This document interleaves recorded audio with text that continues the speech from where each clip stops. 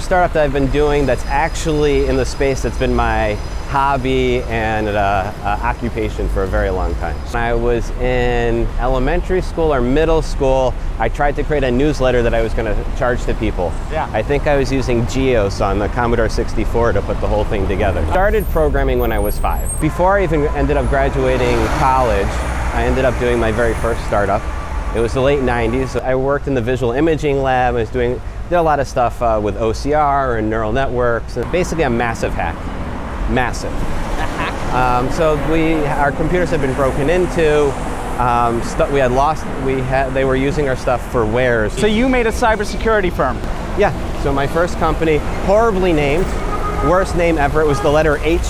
And I have to say it, I think at our peak we probably had around 30 or 40 people. They had the idea, and I called someone at E-Trade because I found their number online. And then we set up a meeting and I flew up. When I look back at this startup, I think this is why I have been so successul in my career, in that I maximize the number of mistakes you can make in one place at one moment in time. From turning down investment to just trying to do too many things at once, to all those things that you tell everyone not to do, that usually takes people 10, 20 years to figure out. Yep. I did them all in a couple of years. And I at least was fortunate enough to be able to learn from the million mistakes I made all at the same time. That you just got to go through it, and also just surround yourself with a lot of good people to keep bouncing off. So this is what happened. This is what I'm going to do, and have people call bullshit on you. I got out. I ended up selling some of the IP, and that was about it. I ended up becoming VP of new products at a company in 2006, and another startup opportunity comes about where I co-found another company. Easiest fundraising we ever did. We were growing organically at a massive rate. Ended up leaving just kind of a different vision as to what we should be doing next and where we should be putting resources. I think I ended up going over to Viacom. Which is where I met you. Yep.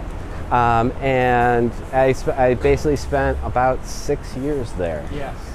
Through a lot of change. Viacom was a company that liked to, I will say, pleasantly reinvent itself. How does a giant company tap into what all the cool kids are doing?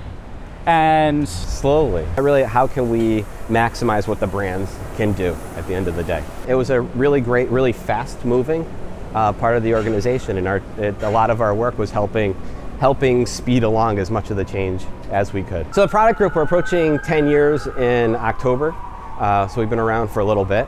And the way to think about what the product group is, think Thanksgiving dinner, just a few more people, like 100 show up instead of 10 or so. It's one of the best meetups in New York City. And you sit around, you eat dinner, as you would, and you talk about a topic of the day, and we really dig into a featured product. We learn about its backstory, its lessons that they've learned in their journey, and what is keeping that startup up at night or that product up at night? Because I want to understand what's going on. I want to see if there's a unique angle that maybe we haven't explored before, and that's what I'm really working to do every month. Is what haven't we talked about in the 10 years we've been doing it?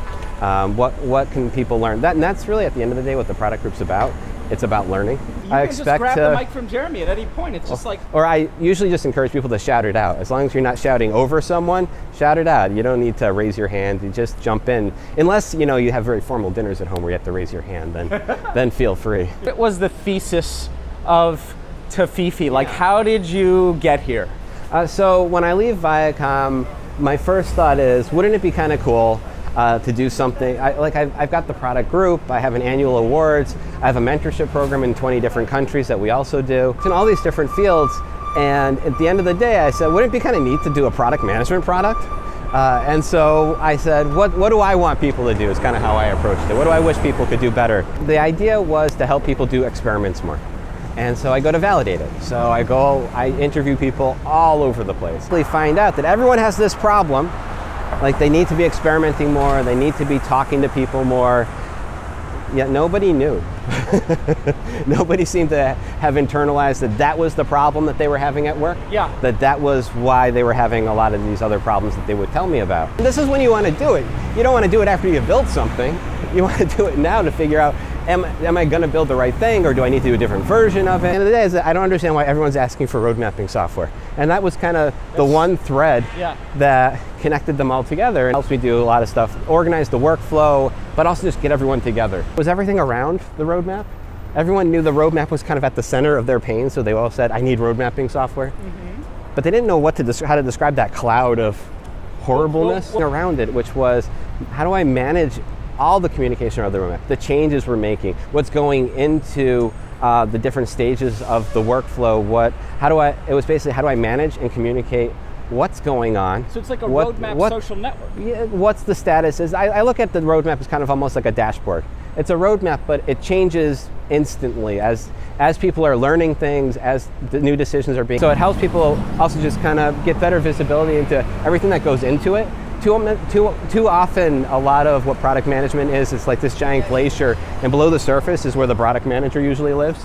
People see like the feature on top, but they don't know that something got requested. The product manager wanted to make sure, is this solve the right problem? Is this the right priority? Is this the right resources to be investing in this? Very selective in bringing people into the product, just as I work on figuring out how to deal with technical scalability and kind of troubleshooting, kind of basically walk before I run. With a lot of it. So basically, how do you think you've grown as an entrepreneur? More about focusing on solving problems for people and making sure you're solving the right problems that are going to have the biggest impact with the most amount of people. And I think that's... Thank you so much, Jeremy. So go to Tafifi, Tafifi.com. And if you have a product, you just may be able to get in and get busy. Sign up and reach out to me. You heard it. Thank you so much for coming on, Jeremy. Welcome to Startup Hunter, also streaming on YouTube. I'm here with Jeremy Horn of the startup Tafifi, which is a living roadmap. How is this going to make sense to you? Jeremy Horn in New York City is known as the product guy. So the product guy is doing a product startup. Yes or no? Is that sort of right?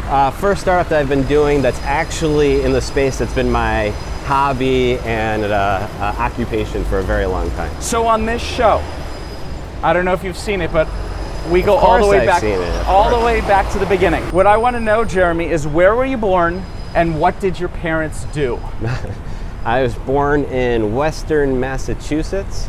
If you're familiar with things like Tanglewood and the Berkshires, that's my area. So I grew up where everyone goes to do their vacationing and watch the foliage change colors. As my parents, both teachers. So neither of them entrepreneurs? No, not at all. What was the first hustle that you can remember doing?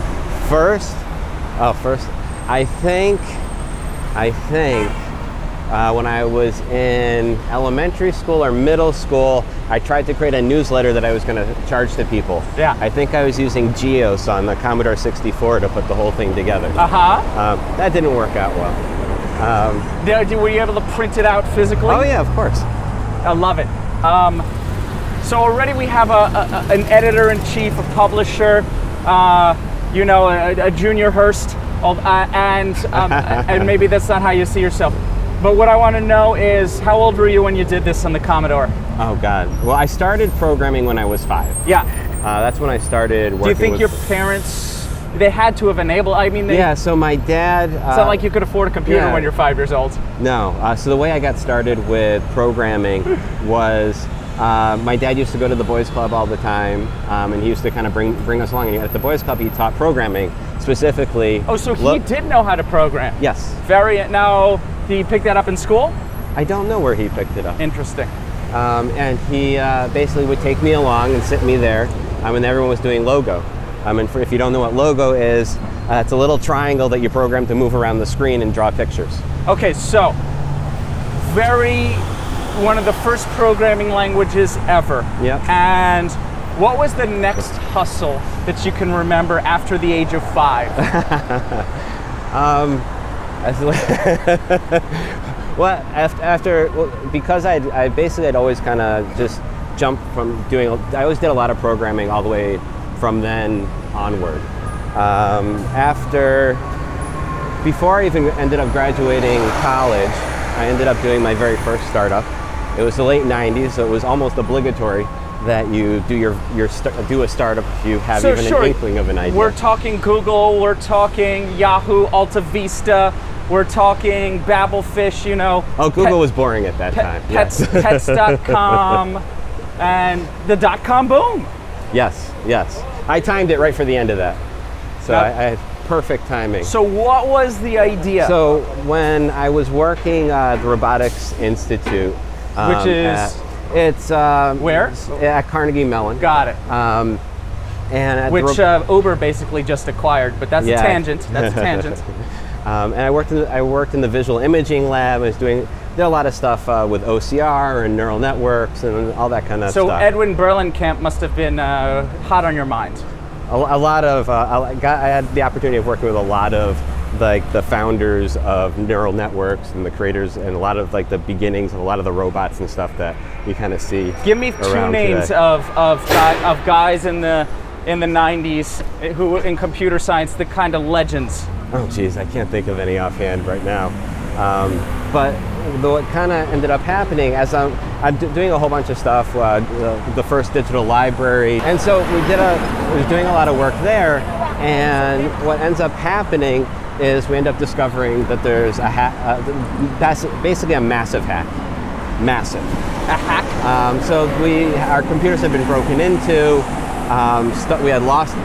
They were using our stuff for wares, so basically illegally distributing images and files. Now, do you think this was a nation? Do you think this was just a small group? Oh, it's just some kids. I was able to figure out where they lived and spoke to their parents at some point. But what happens is, in kind of going through this, in discovering them, they discovered that we had discovered them, and they start wiping everything out, and we lost millions of dollars of research. But in kind of digging into it, we end up kind of uncovering that it wasn't just our university; it was all over. They were in machines and computers. It was a massive network. But what was weird about the whole thing is when we go and report it, it always kept coming back to us of, can we figure out who it is? Do we know who it, right, because the authorities didn't really have the expertise to... Yeah, so they just kept coming back to us well, we can't do anything unless you tell us who it is. And so what ends up happening was I find out that there's a lot of just very simple things that we should have been doing, that were just not being done. With respect to intrusion detection, with respect to network security. So you made a cybersecurity firm? Yeah, so my first company, horribly named, worst name ever. It was the letter H, and I have to say it that way because I used to introduce it as H, and then people would ask me how to spell it, and I would then say H. Now, did you launch it by yourself? Did you have a co-founder? I did it by myself. I think at our peak we probably had around 30 or 40 people doing it that way. We had maybe about 30 or 40 people working at the company, and this was during the time where everyone could work for equity, so it was a much easier way to Here's what I want to know. launched. How'd you get to your second employee? Because getting to 40 is a whole other ballgame, but really I think the inertia and to get from 1 to 2 is maybe the hardest. In my time at the Robotics Institute, I always just knew people around the university and just around. And so I always was pulling together people for different initiatives or emergency projects, research that we had to do quickly. And so I don't even know how it's not so much the first or second, I knew some people and we started doing it and they brought their friends in and they brought their friends in. Now, who was your first customer? So we were working with, there were 2 companies that we were working with initially, and that was E-Trade and the Air Force. Right, so we're talking big business. And this was a time when you could actually pick up a phone call, and this was one of my favorite things that you cannot do today. I basically had the idea, and I called someone at E-Trade because I found their number online, and then we set up a meeting, and I flew out there and we talked about it. See, that's what I love that. And nowadays, Google doesn't have a phone number. Facebook probably doesn't have a phone number. And even if they did, like, you're probably not getting in that door. You're probably not it's going to be a call tree that's automated, and there's probably no way to talk to a human. This was it was a very different time then. And so basically what I ended up doing, I've been doing a lot of work with neural networks, a lot of work with AI. And so I started applying some of those simple concepts to network security, intrusion detection, honeypots, really kind of almost like a suite of network security products. And honeypots are illegal to run. Not on your own network. And so the whole thing You can go Google what a honeypot is. And so the whole thing there's just some basic rudimentary things that weren't being done.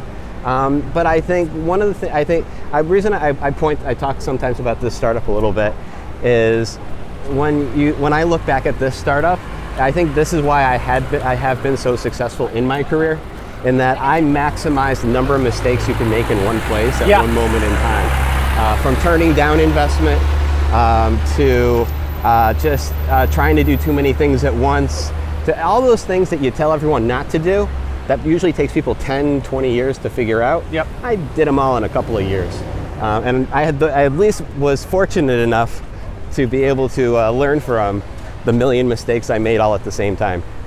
Well, that's what I think the show really is about, is the skills of entrepreneurship. And nobody ever told me, to not do these mistakes, and this is sort of like, and I think there's a lot of people out there. And I really think it has to do with the fact that education is like pumping out people to be factory workers, cogs in the Industrial Revolution, obedient cogs that don't have critical thinking skills. And entrepreneurship is all about, how do you be successful? And I think there's really like 200 unlocks that each person needs to figure out for themselves. And I think it's so awesome that you did. Well, I think one of the challenges that a lot of people have, including myself, like, even though I did learn a lot, and even though as I learned that I had made mistakes, I tried to figure out what I did wrong. I think that's the skill that I've spent the most time just kind of developing throughout my career, and getting a better understanding is what it means to learn, or what it means to try to course correct, and how to react to a lot of those types of failures, and what to do about it. I think that's the type of stuff that you just got to go through it, and also just surround yourself with a lot of good people to keep bouncing off. So this is what happened, this is what I'm going to do, and have people call bullshit on you when you shouldn't be doing that. You should be doing something else. So the company was profitable? No. Interesting. 40 employees. Yeah, no, the whole thing, it was just I got out, like, I ended up selling some of the IP, and that was about it. And did you have investors? I did not. So then you weren't beholden to anyone except really yourself. And maybe some contracts. I would say I was beholden to the employees. Yeah. Which that just kind of sucked. At some point, what ends up happening is we're doing all this consulting work, and as we start doing consulting work to kind of pay the bills, and at some point you're just, plus I had an idea for a museum, which, what the hell am I doing? Network security, museum, 3D technology, and so what ends up happening is we're working less and less on the product. We have less and less time to work on the product, and so I talked to everyone. I said, here's where we are. Like, we're either going to do more consulting, or I don't know. I don't see how we can get back to doing the product. And so it just got squeezed. And how did this all come to a conclusion? In what year? Oh man, let's see. When did the market crash?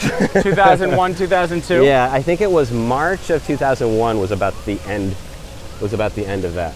Okay, so I think that's about right. What was the next step for you?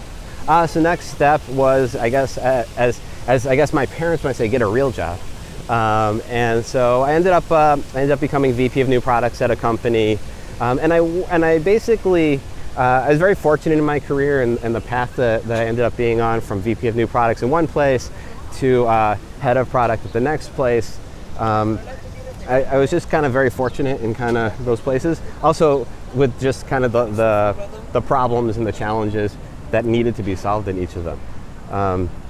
but yeah, so then you kind of fast forward to about 2006, and I basically another startup opportunity comes about where I co-found another company.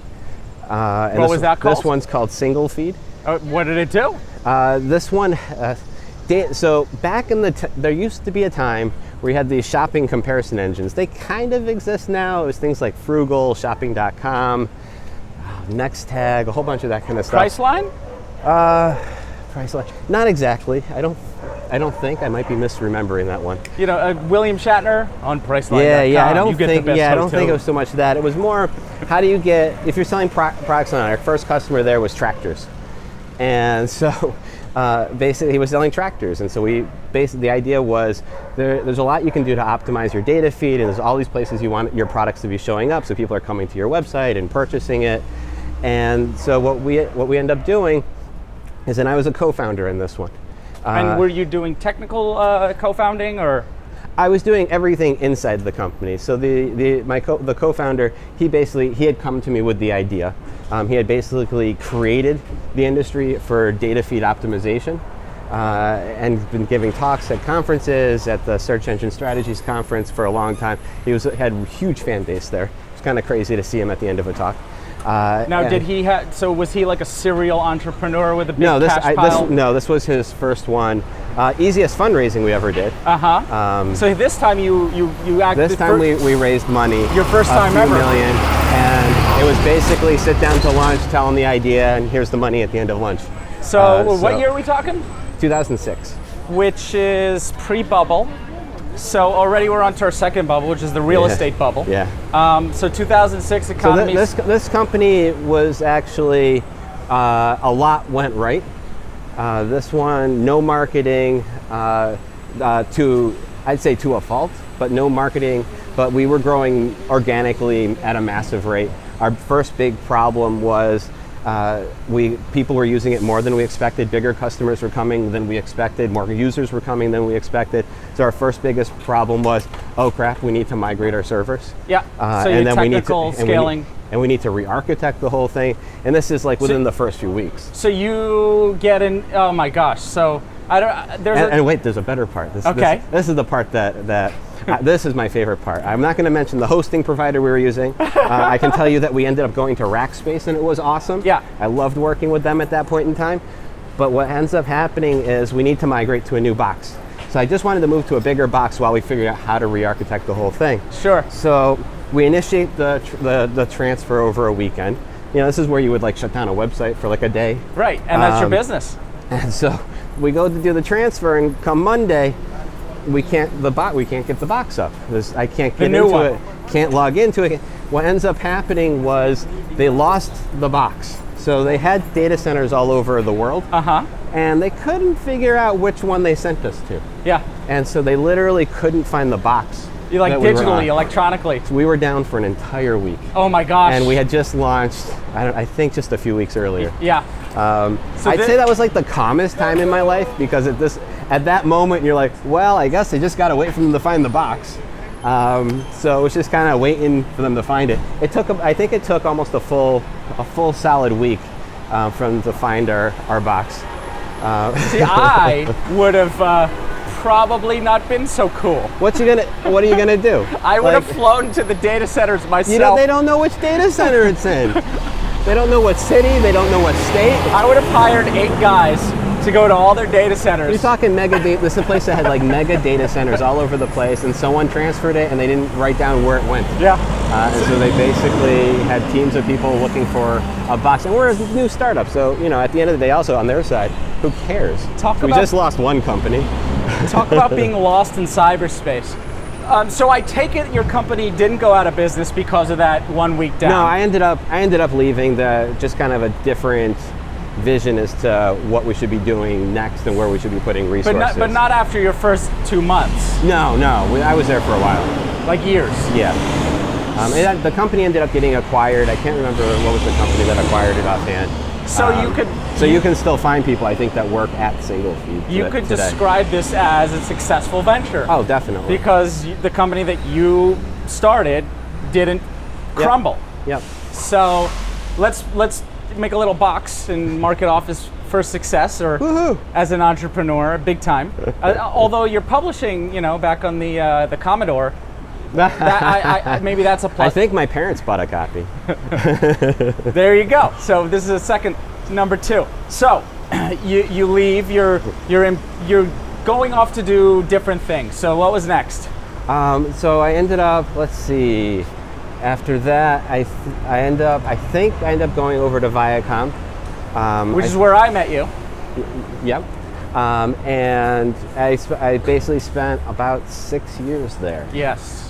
Through a lot of change. Viacom was a company that liked to, I will say, pleasantly reinvent itself. Wasn't it Sumner Redstone? Oh man, everyone was in charge at some point. It's Sumner Redstone's. He's like the parent of the big all ball. of this. So I started on a small team, ended up moving up, kind of overseeing a giant part of the digital world at some point. Absolutely. So we're talking, what was it, Chris Hardwick, a TRL Live, and all these major shows. My job was I oversaw the data, and I oversaw trying to see what we could do with content management and data, and see if we can kind of craft new experiences from just from the massive library and content that was Viacom. Is Viacom CBS, Viacom, one of those? It's a giant media organization. But I think the real key was, while all these websites like Facebook and,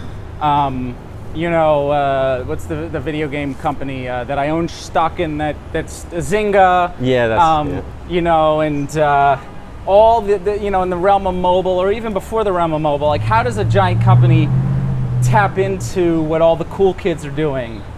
And slowly. Yes. I was fortunate though. I worked in basically a central group that we saw ourselves as serving the brands, and helping the brands kind of realize what they could do, and helping them do what they wanted to do with the content, with the data. Just coming up, like other groups that oversaw mobile and experiences, search. There are all these different groups that really, how can we maximize what the brands can do at the end of the day? Sure. So that's what we did. But it was a slow process. But I think the part of the organization I worked in, the person, its kind of heyday was under a person named Jeremiah Zinn. People might have heard of him, BarkBox, a few other places since then, It was a really great, really fast-moving part of the organization, and a lot of our work was helping speed along as much of the change as we could. And all that, Comedy Central, all the guys are probably thinking like, look at the tech guys over here. They think they're hot shots. They had places like Comedy Central. We were part of like the entertainment group at the time. They had amazing engineers. They had amazing product people to really help kind of figure out what to do, and it was really a lot of finding ways to partner up with the different brands, the different constituents throughout the organization. Now, where I really met you was not technically at Viacom. It was at this group that you do called the Product Group. Yep. Which you could never really televise or make a show about, and here's my theory, feel free to correct me, because it's a bunch of product managers. And these are people who work at companies, and their job is not to write code, but to help architect the code and be a go-between and communicate. And here they are coming to Jeremy's group, the product group, and just airing their grievances. And you wouldn't want that. They're doing it in confidence with the assumption they're not being recorded. And if it was recorded, they would never probably come. Oh, people forget there's cameras after a while. So the product group, we're approaching 10 years in October. So we've been around for a little bit. And the way to think about what the product group is, think Thanksgiving dinner. Just a few more people, like 100 show up instead of 10 or so. It's one of the best meetups in New York City. And you sit around, you eat dinner, as you would, and you talk about a topic of the day, and we really dig into a featured product. We learn about its backstory, its lessons that they've learned in their journey, and what is to keeping that startup up at night, or that product up at night, whether it's a hardware product, service, large company, small company. I, in fact, pitched one of my products about 8 years ago to you, and you said, come on board. And it was this two-sided marketplace I had created to connect musicians to like graphic artists so they can get music posters done. Yep. And I withdrew myself from it because I wasn't seeing enough traction. And so I just remember there were great, just great companies that you had there that were really, you know, the kind of companies that I want on the show. I talked to probably anywhere from 5 to 10 potentials every week. And these are at length, in-depth conversations, usually like 90 minutes. I'll really get into the weeds because I want to understand what's going on. I want to see if there's a unique angle that maybe we haven't explored before. And that's what I'm really working to do every month is what haven't we talked about in the 10 years we've been doing it? What can people learn? And that's really at the end of the day what the product group's about. It's about learning. And so a successful night is the featured product tells me they learned something they can't wait to go back and try. And so far we're batting 1,000 with respect to the featured products. And then on the other side, I want to hear people, other attendees who came to the event telling me that they learned stuff and this was awesome and they can't wait to come back and learn some more, and watching people in the room taking voracious notes the whole time. And everybody is so engaged, it's so fun. It's a roundtable style. It's not necessarily for everyone. But if you come, you know, you expect to lean into it. You can just grab the mic from Jeremy at any point. It's just like... Or I usually just encourage people to shout it out. As long as you're not shouting over someone, shout it out. You don't need to raise your hand. You just jump in. Unless, you know, you have very formal dinners at home where you have to raise your hand, then feel free. So you have this amazing product group. You'd been doing it on the side while you'd been working. Yeah. And so then you leave Viacom, you're out on your own. And I want to know now, what was the thesis of Tafifi? Yeah. Like, how did you get here? So when I leave Viacom, my first thought is, wouldn't it be kind of cool to do something? I've got the product group, I have an annual awards, I have a mentorship program in 20 different countries that we also do. And I said to myself, wouldn't it be kind of neat? Like I worked in network security, video games, data feeds and ETL. I worked in health, wearables. I worked in all these different fields, and at the end of the day I said, wouldn't it be kind of neat to do a product management product? And so I said, what do I want people to do is kind of how I approached it. What do I wish people could do better? And so I first go to validate a product. It's basically what? I just wanted to get the cool mural in the background. You try to validate a product. So the idea was to help people do experiments more. And so I go to validate it. So I interview people all over the place, everywhere. And wherever they are, I go to meet them at their office, I meet them at coffee places, I go everywhere. And so basically it's your very classical problem validation. A whole bunch of customer development. So I go Which we know a lot about on this show, because how do you, like, to reiterate something that somebody said about 3 or 4 episodes ago, you can never invest enough time and resources understanding and clearly defining the problem. Yeah, and even now I'm constantly retesting the problem and retweaking the problem statement just to hone it a lot better even now. But so I leave Viacom and I go, this is what I want to do. So I validate the problem. Awesome. Yeah. Great. But then I go to the next step, which is let's validate the solution, or at least the description even of the solution. And that's where the whole thing fell apart massively. Yeah. I basically find out that everyone has this problem. Like, they need to be experimenting more, they need to be talking to people more, yet nobody knew. Nobody seemed to have internalized that was the problem that they were having at work. Yeah. That was why they were having a lot of these other problems that they would tell me about. So let me just restate it again, because I think it's so important to both of our worlds. Defining the problem, but explicitly defining the solution, you believe is the root of people's failures. Yeah, and this is when you want to do it. You don't want to do it after you build something. You want to do it now to figure out, am I going to build the right thing, or do I need to do a different version of it? And so I tested a whole bunch of stuff. And this is actually really important in kind of the creation of Tafifi, because this is basically, as you can tell from this part, is not the creation of Tafifi. So I get all this data, and I don't know what to do with it.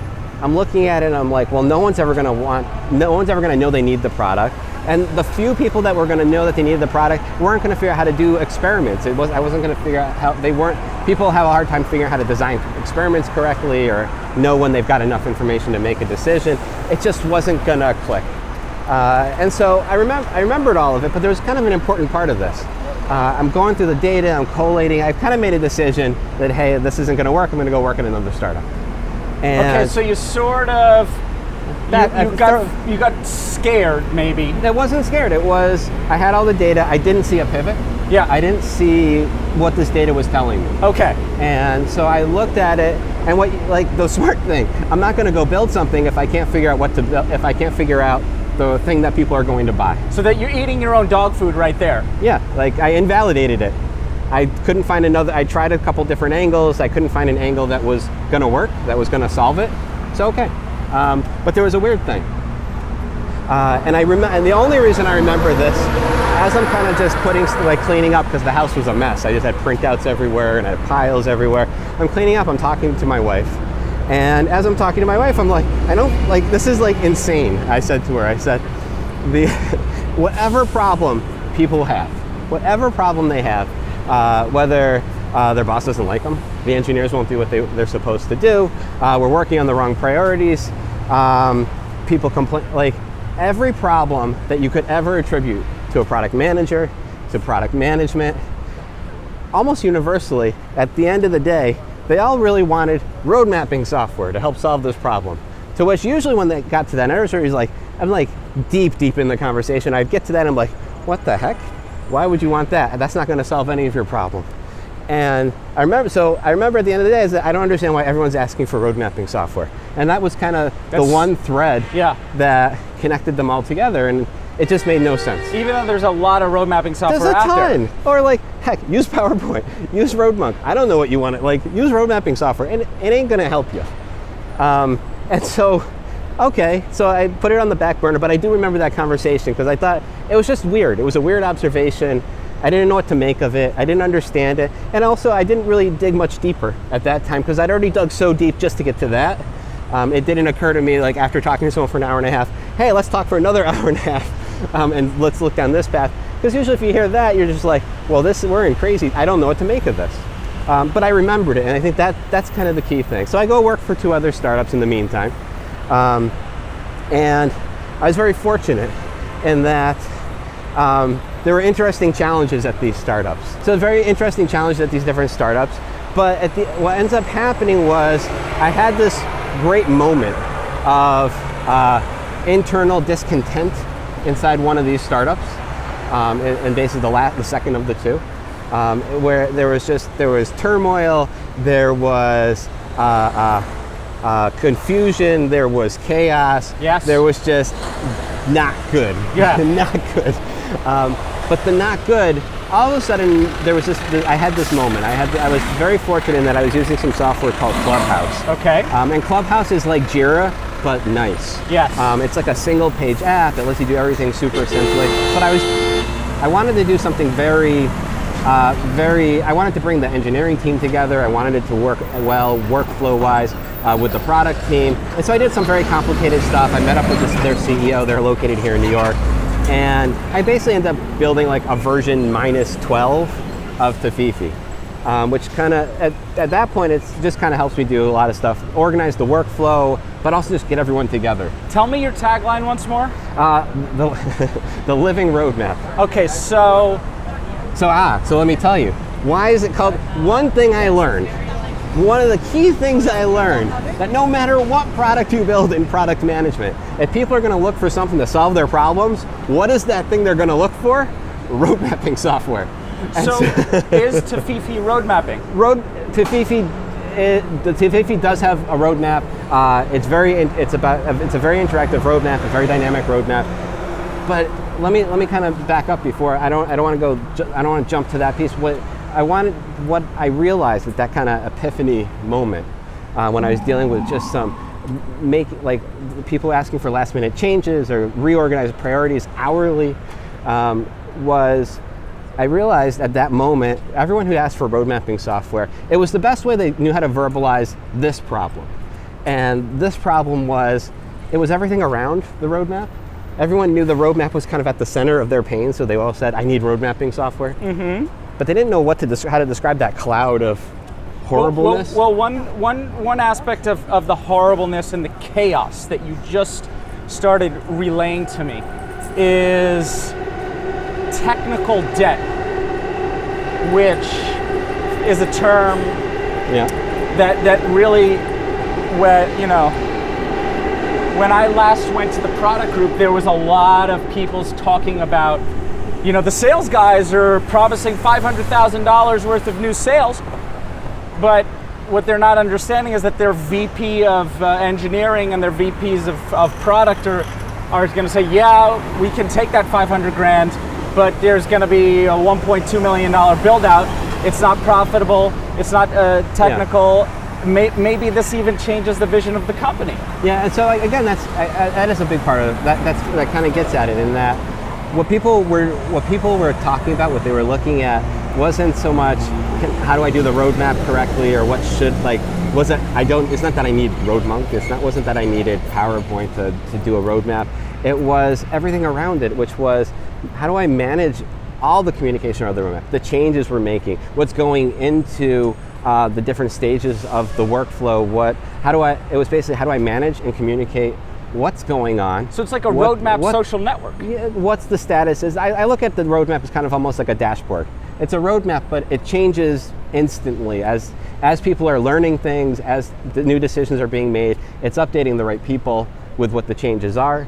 It's making dynamic changes to the roadmap. It's also, hey, you want the text changed to blue? Great. Here's where it is in the whole workflow. It's in the idea section. And if everything happens as expected, you can see it'll project that. It'll say, this is where the experiments would be. And if the experiments are successful, this is where it would go into the roadmap.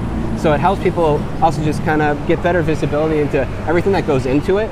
Too often, a lot of what product management is, it's like this giant glacier, and below the surface is where the product manager usually lives. People see like the feature on top, but they don't know that something got requested. The product manager wanted to make sure, is this solve the right problem? Is this the right priority? Is this the right resources to be investing in this, as you mentioned? And then where is it in the process? Like, am I looking into it? Am I looking into the next quarter? How does it all come together? And a lot of what product managers are dealing with is communicating the big, not just communicating everything going on, but also the big picture in an easily digestible way. Like, give it to me in themes. Give it to me so I can summarize it on a page. Then let me drill down. Then let me understand what priority changes are going to mean. So if I want to get Tafifi, I'm a product manager. I have a startup or a big company. Yep. I go to Tafifi. Yep. And is it free? Is it how does that work? Yeah. So today, the people who are in the product today, it's free for them.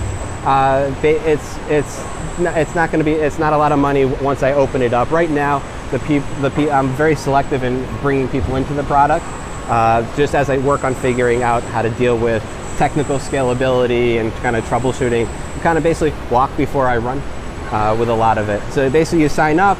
If you end up wanting to talk, people who talk to me and I get to learn about them and their product problems get prioritized into the product much sooner. So what you're saying is you can get on Tafifi if you have the right kind of company.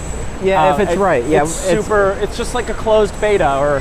Yeah, and I loathe that. You loathe the term closed beta. I hate any company that does a closed beta.